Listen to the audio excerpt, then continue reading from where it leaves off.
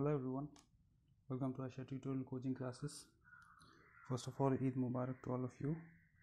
Stay home and stay safe.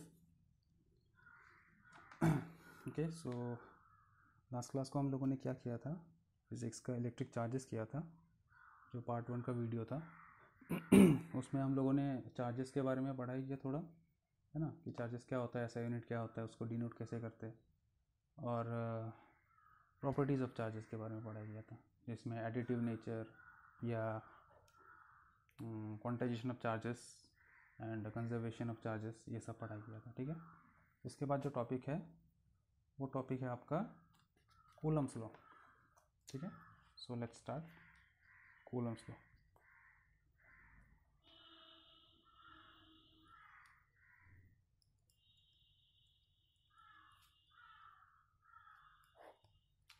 Coulomb's law एक ऐसा law है, ठीक है, जिस लॉ में हम लोग फोर्स के बारे में स्टडी करते हैं। ठीक है, फोर्स बिटवीन टू चार्जेस, दो चार्जेस रहेंगे, उसके बीच में फोर्स ऑफ अट्रैक्शन होगा या रिपल्शन होगा, वो डिपेंड करेगा किसके ऊपर, कि चार्जेस का नेचर क्या है। अगर दोनों पॉजिटिव हुए तो रिपल्शन होगा, दोनों नेगेटिव हुए तो रिपल्शन, अगर एक पॉजिटिव एक नेगेटिव हुआ तो अट्रैक्शन। ठीक है, तो वैसे टाइप के दो चार्जेस के बारे में हम लोग स्टडी करेंगे, जिनको हम लोग एक सर्टेन डिस्टेंस पे रखेंगे, एक सर्टेन मीडियम में, जैसे एयर या वैक्यूम। ठीक है, उसके बाद वो दो चार्जेस के बीच में जो फोर्सेस होगा या फोर्स होगा सॉरी, तो वो फोर्स को हम लोग स्टडी करते हैं कूलम्स लॉ में। For example we have a charge q1 and a charge q2. Suppose ये दो चार्जेस है, इनको सेपरेट किया गया है एक डिस्टेंस r से। ठीक है, तो r से अगर सेपरेट किया गया है, ये दोनों चार्ज को रखा गया है एयर में और वैक्यूम में। ठीक है, एयर में या वैक्यूम में रखा गया, तो ये एक मीडियम है ना, एयर इज ए मीडियम। तो इन दोनों के बीच में एक फोर्स आएगा इसमें। ठीक है, अट्रैक्शन भी हो सकता है, रिपल्शन भी हो सकता है, डिपेंडिंग अपॉन ये चार्जेस पॉजिटिव नेगेटिव है या नेगेटिव पॉजिटिव है, या पॉजिटिव पॉजिटिव है या नेगेटिव नेगेटिव है। ठीक है, तो क्या होता है, सपोज हम लोग एज्यूम कर लेते हैं, suppose this is plus, this is also plus. तो Q2 जो चार्ज है, इस Q2 चार्ज में रिपल्सिव फोर्स लगेगा, किस चार्ज की वजह से, इसके वजह से, कौन से डायरेक्शन में, इस डायरेक्शन में, है ना, फोर्स लगेगा। कौन से चार्ज में, Q2 में, टू चार्ज में, किस चार्ज की वजह से, Q1 की वजह से, ड्यू टू 1। ठीक है, तो ये जो चार्ज है पॉजिटिव चार्ज, इस पर भी रिपल्सिव फोर्स लगेगा इस तरफ, इस चार्ज की वजह से। So this is force on charge 1, किसकी वजह से, due to this charge Q2, that is charge 2। ठीक है, तो ये जो चार्ज है F12 और F21, ये दोनों का जो मैग्नीट्यूड है वो क्या होगा, हमेशा सेम होगा, मैग्नीट्यूड जो वैल्यू होगा। ठीक है, बट जो डायरेक्शन होगा वो ऑपोजिट है। यहाँ दिख रहा है हम लोग को दोनों ऑपोजिट डायरेक्शन में। सो डायरेक्शन ऑपोजिट हम लोग कैसे दिखाएंगे, वेक्टोरियली जब उसको रिप्रेजेंट करेंगे, F12 is equals to minus of F21। ठीक है, मैग्नीट्यूड जो है, मैग्नीट्यूड सेम, बट डायरेक्शन जो है ऑपोजिट। ठीक है, तो इन दोनों के बीच में जो फोर्स होगा वो सेम इन मैग्नीट्यूड होगा बट ऑपोजिट इन डायरेक्शन होगा। तो सपोज F12 हो या F21 हो, इसको हम लोग F ले लेते हैं, सिंपल, सेम वैल्यू है तो F ले लेते हैं। तो कूलम्स लॉ क्या बोलता है कि जो F है, force between the two charges, वो डायरेक्टली प्रोपोर्शनल होता है किसके, ये दोनों के चार्ज के जो मैग्नीट्यूड है उनके प्रोडक्ट के, Q1 इंटू Q2। ठीक है, सपोज ये अगर 4 कॉलम हुआ, ये 2 कॉलम हुआ, तो 4 इंटू 2 8। ठीक है, नंबर 1 ये बोलता है। नंबर 2 क्या बोलता है कि ये जो फोर्स है ये इन्वर्सली प्रोपोर्शनल होता है किसके, ये जो डिस्टेंस है इस डिस्टेंस का स्क्वायर के ऊपर। Suppose this is equation 2। ठीक है, तो अभी अगर हम लोग ये दोनों इक्वेशन को कंबाइन करें तो हम लोग को क्या मिलेगा, यहाँ से F equals to, F is directly proportional to Q1 Q2 upon R square, ठीक है। तो इसको अगर हम लोग हटा दें प्रोपोर्शनलिटी साइन को तो एक इक्वल आएगा, ठीक है। तो अगर एक इक्वल आएगा तो आप एक प्रोपोर्शनलिटी कांस्टेंट भी आना होगा। तो suppose the proportionality constant is के, सो उसके बाद क्या रहा वो Q1 Q2 upon R square. हम लोगों को यहाँ पे फोर्स का सिर्फ मैग्नीट्यूड चाहिए, सिर्फ वैल्यू, ठीक है। अभी Q1 पॉजिटिव है नेगेटिव है या पॉजिटिव पॉजिटिव है हम लोग को उससे कोई फ़र्क नहीं पड़ता, हम लोग को F का वैल्यू चाहिए, ठीक है। अभी F का वैल्यू हम लोग को वैल्यू चाहिए, मतलब ये पॉजिटिव वैल्यू चाहिए होगा, है ना।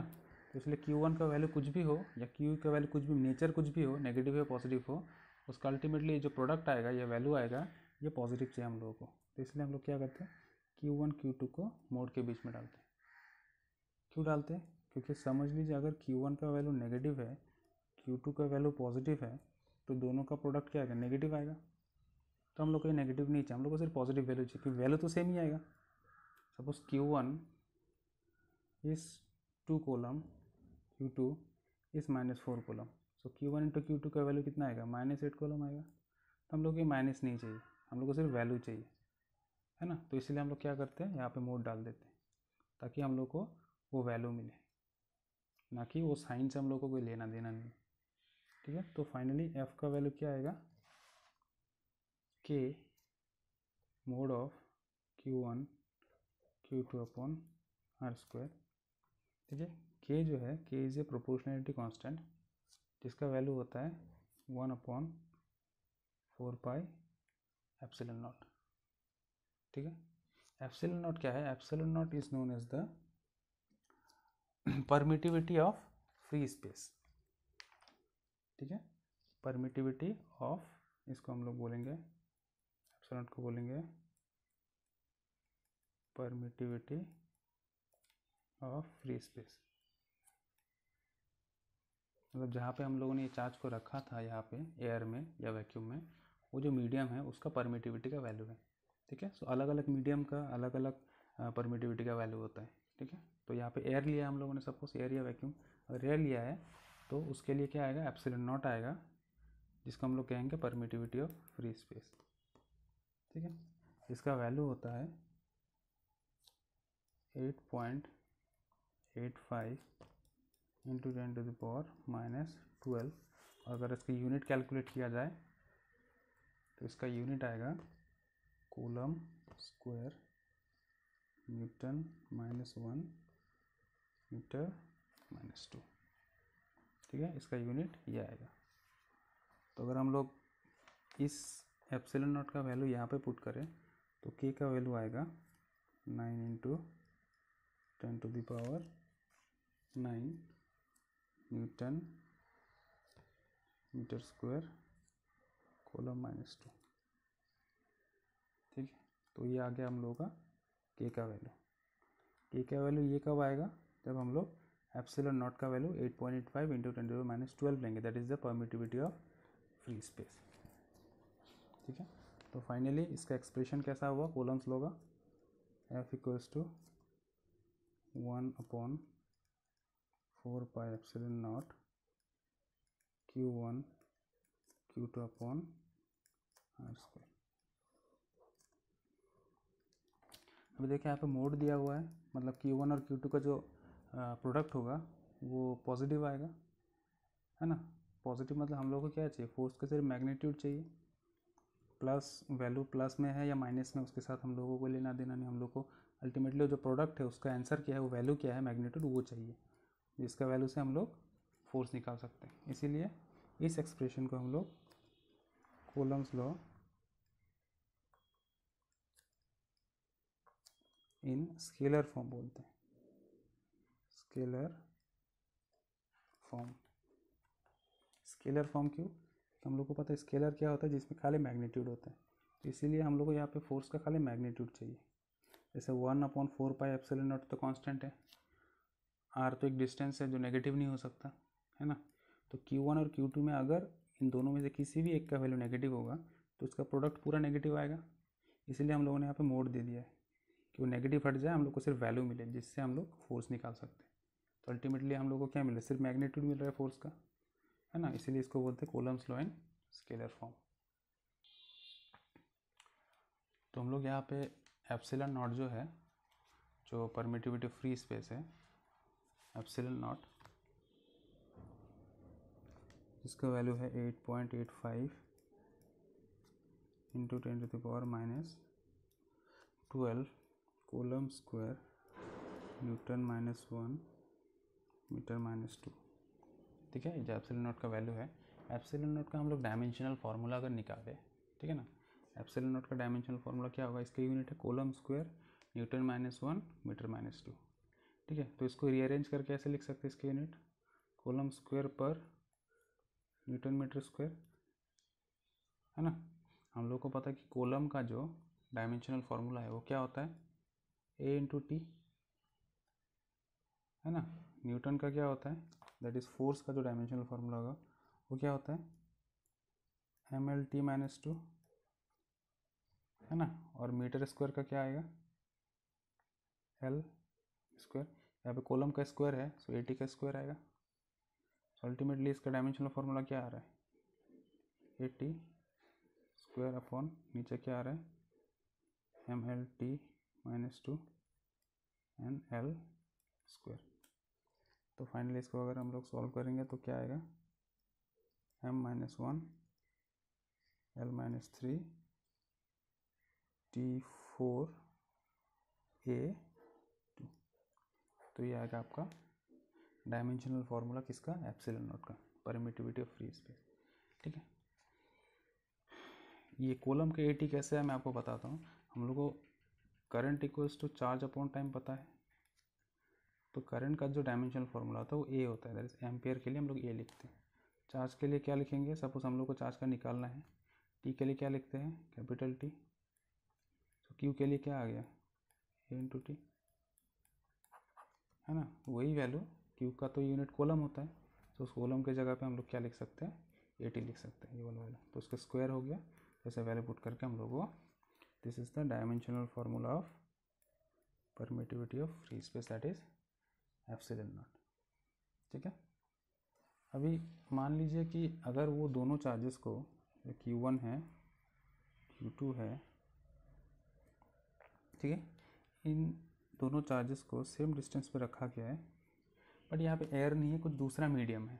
सपोज मीडियम लिख देते हैं, सपोज कुछ ऐसा मीडियम है जिसका आपका परमिटिविटी जो है वो है एप्सिलॉन, सिर्फ एप्सिलॉन। ठीक है, तो नॉर्मल केसेस में जब वैक्यूम था या एयर था तब हम लोग कैसे लिखते थे, F = 1/4πε0 mode of Q1 Q2 upon r²। ये था आपका कूलम्स लॉ। ऐसे था जब एयर था, जब, है ना, जब एयर था उस केस में क्या था, परमिटिविटी ऑफ फ्री स्पेस क्या था, एप्सिलॉन नॉट था। ठीक है, अभी अगर जो नया मीडियम हम लोगों ने लिया है उस मीडियम का एप्सिलॉन जो है ये एब्सोल्यूट परमिटिविटी होगा उसका। ठीक है, इसको बोलेंगे एब्सोल्यूट परमिटिविटी। पहले केस में हम लोग उसको क्या बोलते थे, एप्सिलॉन नॉट जो था वो था परमिटिविटी ऑफ फ्री स्पेस। जब दूसरा कोई मीडियम लेंगे, ठीक है, उसका एप्सिलॉन जो होगा वो एप्सिलॉन होगा उसका एब्सोल्यूट परमिटिविटी। तो कोई भी मीडियम हो सकता है, उसका अगर एब्सोल्यूट परमिटिविटी अगर एप्सिलॉन होगा, ठीक है, तो इस केस में हम लोग कैसे लिख सकते हैं उसको, फोर्स को, फोर्स सपोज मीडियम लिख देते हैं, suppose this is the force when the charges is placed in a medium having absolute permittivity epsilon. ठीक है, तो इस केस में क्या आएगा, 1/4π, एप्सिलॉन नॉट तो एयर के लिए था, तो इस मीडियम के लिए क्या है, एप्सिलॉन है, बाकी सेम रहेगा, Q1 Q2 upon r², medium के लिए होगा, है ना। तो जो रेशियो जो है एप्सिलॉन का और एप्सिलॉन नॉट का, एक ये तो स्टैंडर्ड ले लेते हैं हम लोग, है ना। एयर या वैक्यूम के लिए एप्सिलॉन नॉट हम लोग को पता है, इसका वैल्यू 8.85 × 10⁻⁻12। इसका वैल्यू तो नहीं पता, ये कुछ भी हो सकता है मीडियम। तो ये जो रेशियो होता है इसको बोलते हैं रिलेटिव परमिटिविटी, इसको बोलते हैं relative permittivity denoted by epsilon R. R इसलिए क्योंकि रिलेटिव है, ठीक है, रिलेटिव परमिटिविटी, इसके रिलेटेड इसका परमिटिविटी, ठीक है। रिलेटिव परमिटिविटी को हम लोग डाइलेक्ट्रिक कांस्टेंट भी बोलते हैं। ये जो है रिलेटिव परमिटिविटी, इसको डाइलेक्ट्रिक कांस्टेंट भी बोलते हैं, जिसको हम लोग के से भी डिनोट कर सकते हैं, ठीक है।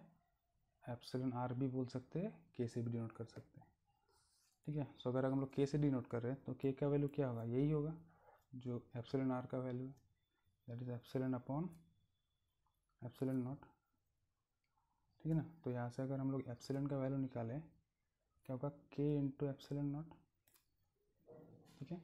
ये एप्सिलॉन का वैल्यू अगर हम लोग यहाँ पे पुट करें तो फोर्स जब मीडियम होता है तब वो फोर्स का वैल्यू क्या होता है, 1/4 पाई। अब यहाँ पे एप्सिलॉन था मीडियम के टाइम पे, तो हम लोगों ने उसका रिलेशन निकाला कितना, एप्सिलॉन इक्वल्स टू के टाइम्स एप्सिलॉन नॉट, तो इसकी जगह पे के टाइम्स एप्सिलॉन नॉट आएगा, ठीक है, into Q1 Q2 upon square, ठीक है।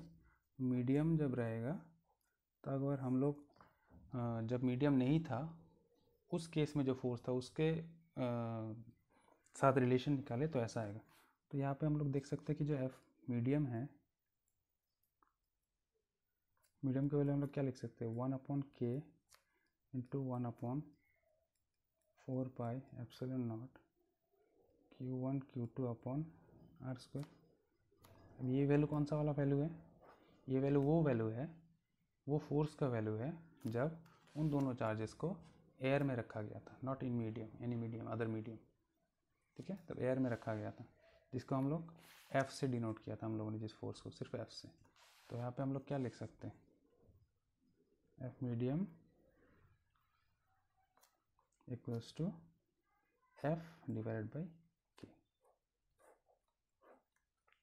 ठीक है।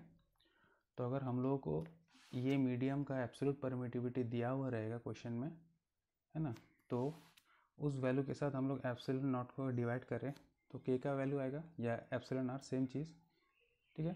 तो ये वैल्यू अगर मिल गया हम लोगों को तो यहाँ पे पुट करके जो एयर की मीडियम, जब एयर था उन दोनों चार्जेस के बीच में, उस टाइम का जो फोर्स का वैल्यू होगा उसे डिवाइड करेंगे, तो उस मीडियम में जो इन दोनों चार्ज के बीच में फोर्स होगा वो फोर्स का वैल्यू यहाँ पे आ जाएगा, ठीक है।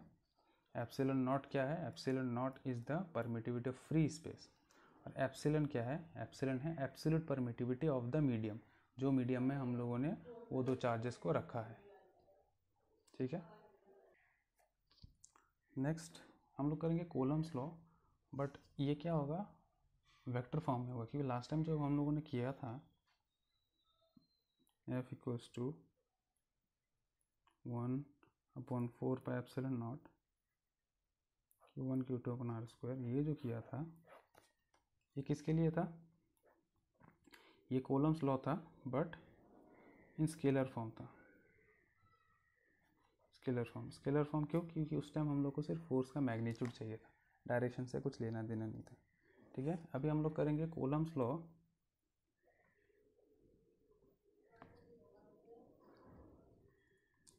Coulomb's law in vector form, vector form में हम लोग कूलम्स लॉ करेंगे, ठीक है। तो हम लोग दो चार्जेस लेते हैं Q1 Q2, both the charges are separated by distance r, suppose both charges are positive, so they will exert a repulsive force on each other, ठीक है। तो ये है Q2, ये है Q1, Q2 पे जो रिपल्सिव फोर्स लगा वो क्या हो गया, force on charge 2 due to charge 1 Q1, so इस डायरेक्शन में रिपल्सिव फोर्स लगेगा कितना, फोर्स किस चार्ज पे, 1 चार्ज पे, 1 कौन से चार्ज की वजह से, 2 के वजह से, सिर्फ 2 है। तो अभी वेक्टर फॉर्म में हम लोग करेंगे तो इसके लिए यूनिट वेक्टर लेना पड़ेगा। यूनिट वेक्टर क्या होता है, एक ऐसा वेक्टर जो डायरेक्शन देता है, ठीक है। सपोज इस डायरेक्शन में एक यूनिट वेक्टर है R12, suppose this is R12, एक ऐसा यूनिट वेक्टर जो पॉइंट कर रहा है कहाँ से कहाँ, Q1 से Q2 तक, और एक यूनिट वेक्टर है यहाँ पे R21, ठीक है। R21 एक ऐसा यूनिट वेक्टर है जो डायरेक्ट कहाँ से कहाँ कर रहा है, Q2 चार्ज का, है ना, Q1 तक। So R21 is a unit vector which is pointing from charge Q2 to Q1, ये डायरेक्शन दे रहा है इस डायरेक्शन में। और R12 एक यूनिट वेक्टर है जो कहाँ से कहाँ डायरेक्ट कर रहा है, Q1 से Q2 इस डायरेक्शन में। तो कॉलम्स लो करेंगे तो हम लोग को यूनिट वेक्टर का ये यूज़ करना पड़ेगा, है ना। सो हम लोग को पता है कि ये जो फोर्स है F12 और F21, ये फोर्स क्या होता है, सेम होता है इन मैग्नीट्यूड। मतलब F12 और F21 का वैल्यू जो होता है वो क्या होता है, सेम होता है, ठीक है। कितना आया था वैल्यू हम लोगों ने जो निकाला था कॉलम्स लॉ से, 1/4πε0। ये एयर में रखा था हम लोगों ने, एयर वैक्यूम में, ठीक है, कोई मीडियम नहीं है यहाँ पे। दूसरा किया था मोड ऑफ Q1 Q2/r², यह आया था हम लोग का क्या, स्केलर फॉर्म, ठीक है। तो अगर हम लोग एक वेक्टर को, हम लोग को पता है, हम लोगों ने जब वेक्टर पढ़ा था क्लास 11 में, suppose A is a vector, ठीक है। तो ए को अगर हम लोग रिप्रेजेंट करेंगे तो इसको कैसे कर सकते हैं, अगर एक वेक्टर है, वेक्टर का क्या होता है, मैग्नीट्यूड होता है और डायरेक्शन होता है। मैग्नीट्यूड कैसे दिखाते हैं, दिस इज द मैग्नीट्यूड है, और डायरेक्शन कैसे दिखाता है, यूनिट वेक्टर से, ए कैप, ठीक है, ये हम लोग को पता है।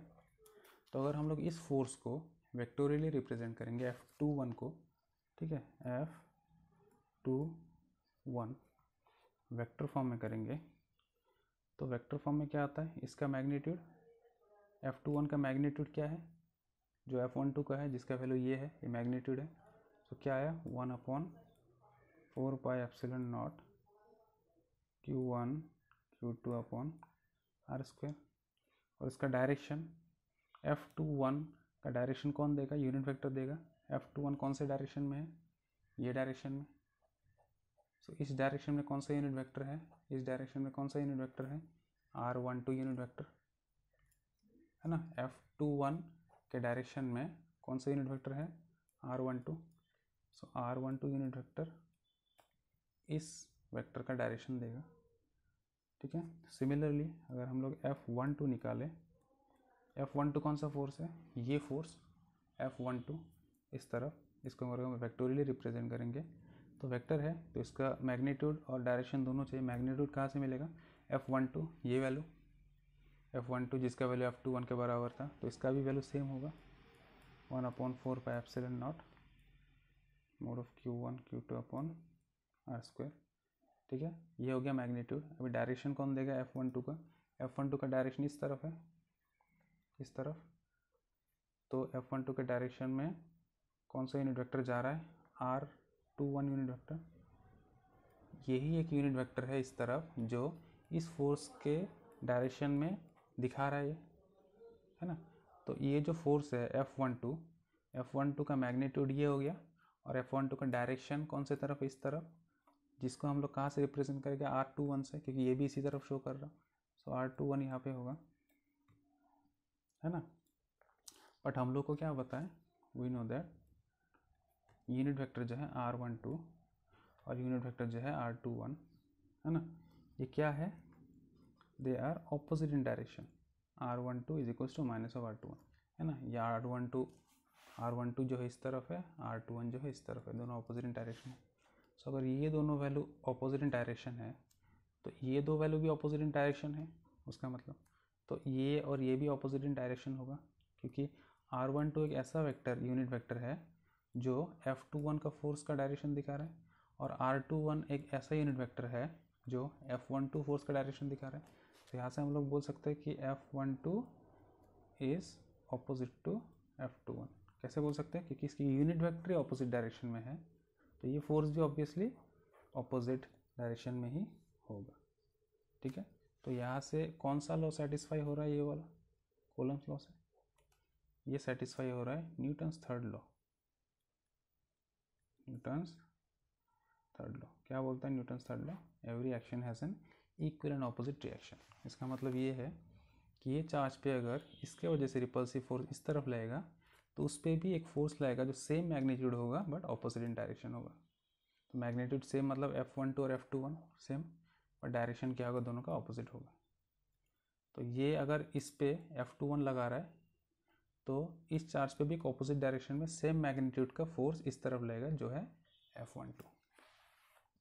ठीक है, तो ये हो गया Coulomb's law in vector form. Vector form में ऐसे आता है Coulomb's law.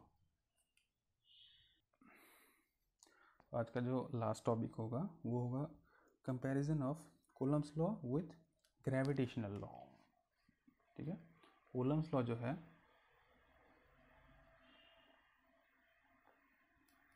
Coulomb's law with gravitational law.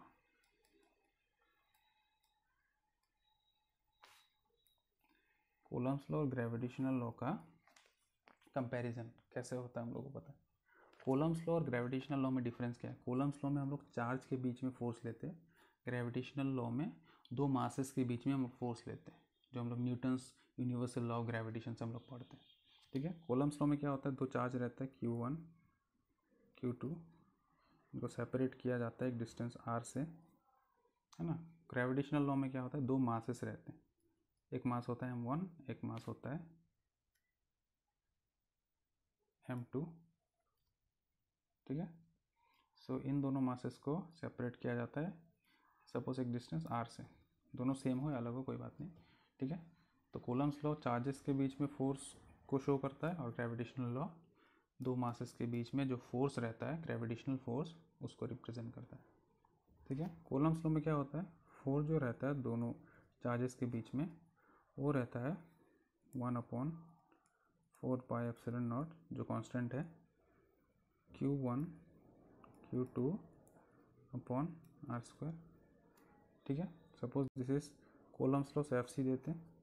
Gravitational law जो है दो मासेस के बीच में जो फोर्स एक्ट होगा जो सेपरेट किया गया है डिस्टेंस r से, वो force suppose Fg gravitational force value क्या होता है, G mass M1 into mass M2 divided by जो डिस्टेंस है उसका स्क्वायर।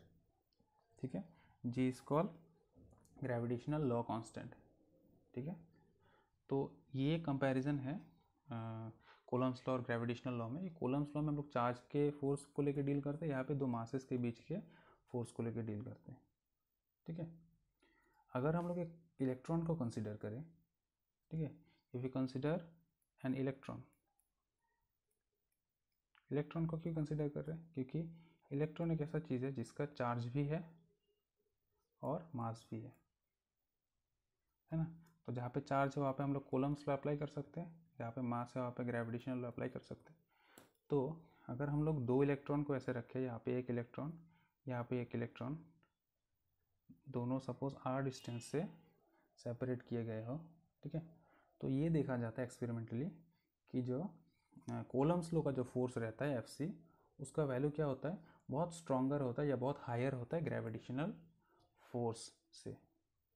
ठीक है, और कैलकुलेट करेंगे तो उसका जो रिलेशन आएगा, जो कूलम्स लॉ का जो फोर्स रहेगा दो चार्जेस के बीच में, दो इलेक्ट्रॉन के बीच में जो फोर्स होगा उसका वैल्यू क्या होगा, almost equal to 10⁻39 times the gravitational force between the two electrons. एक बहुत इंपॉर्टेंट रिलेशन है ना, कि दो इलेक्ट्रॉन रख दिया है, यहाँ पे एक इलेक्ट्रॉन, यहाँ पे एक इलेक्ट्रॉन, दोनों इलेक्ट्रॉन को एक डिस्टेंस r फिक्स डिस्टेंस से सेपरेट कर दिया गया हो, तो इन दोनों के बीच में क्या होगा, इलेक्ट्रोस्टैटिक फोर्स होगा जो कूलम्स लॉ से रिप्रेजेंट करेंगे, और क्या होगा, ग्रेविटेशनल फोर्स होगा जो हम लोग ग्रेविटेशनल लॉ से रिप्रेजेंट करेंगे, है ना। तो जो इलेक्ट्रोस्टैटिक फोर्स होगा Fc जो कूलम्स लॉ से मिलेगा, वो फोर्स का वैल्यू क्या होता है, 10⁻39 times the gravitational force between the masses of the two electrons. ठीक है, तो एक रिलेशन है। सो हम लोगों को क्या पता है, जो इलेक्ट्रोस्टैटिक फोर्स होता है वो कितना स्ट्रांग होता है, 10⁻39 times stronger than the gravitational force. ठीक है, सो नेक्स्ट क्लास में हम लोग कुछ प्रॉब्लम्स करेंगे related two charges and forces, उसके बाद हम लोग इलेक्ट्रिक फील्ड जो नेक्स्ट टॉपिक है उस पर हम लोग प्रोसीड करेंगे। ठीक है।